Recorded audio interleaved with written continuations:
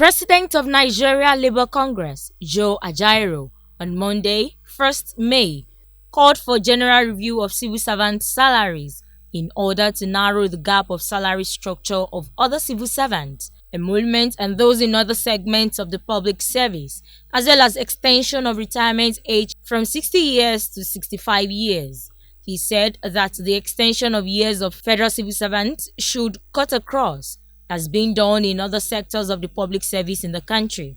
To some, it is a welcome idea, as they believe 65 years is just a little below old age, and the needed wealth of experience for the younger generation can only be found within this age range. Teaching is more or less an exercise to some of us, or to many of us.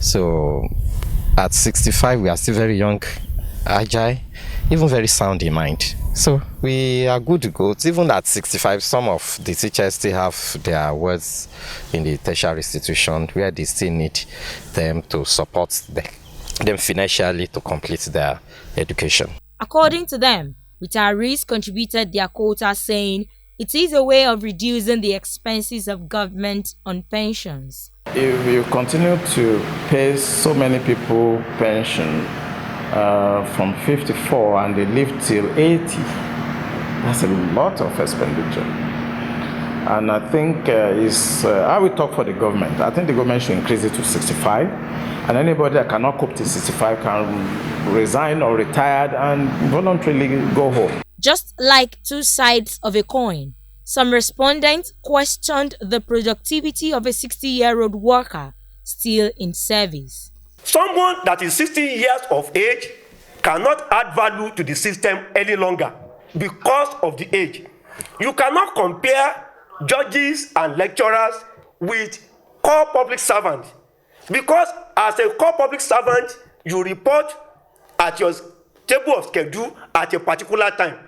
A lecturer may not be in the university by 9 by 10 if he has no lecture to deliver. A judge may not be in the court by 10 by 11 if he has nothing to do for that day. I don't subscribe to extension of age or extension of service here. Did you want us to die in the classroom as teachers, or did you want workers to die in service? Now, that's the question, number one.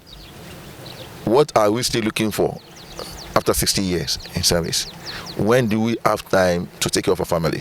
The money they want to use to extend the service here, I will advise the government should use it to employ a new set of people into the system. Some said it's not about the age, but charged labor leaders to channel the energy to advocate total restructuring and overhauling of the civil service system to favor the workers. When the minimum wage was reviewed, the transport allowance we collected then is still the same transport allowance we collect today.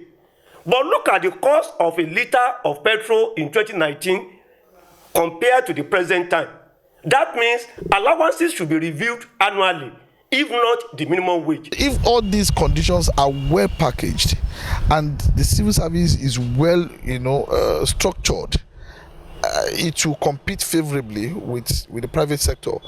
And even the time that you are going home, you'll be comfortable to say, I thank God, alhamdulillah, I've been able to do this. It is worthy of note that the union had over the years demanded for salary review every 4 years, but yet to receive federal government attention. Margaret Okunlola, OGTV News.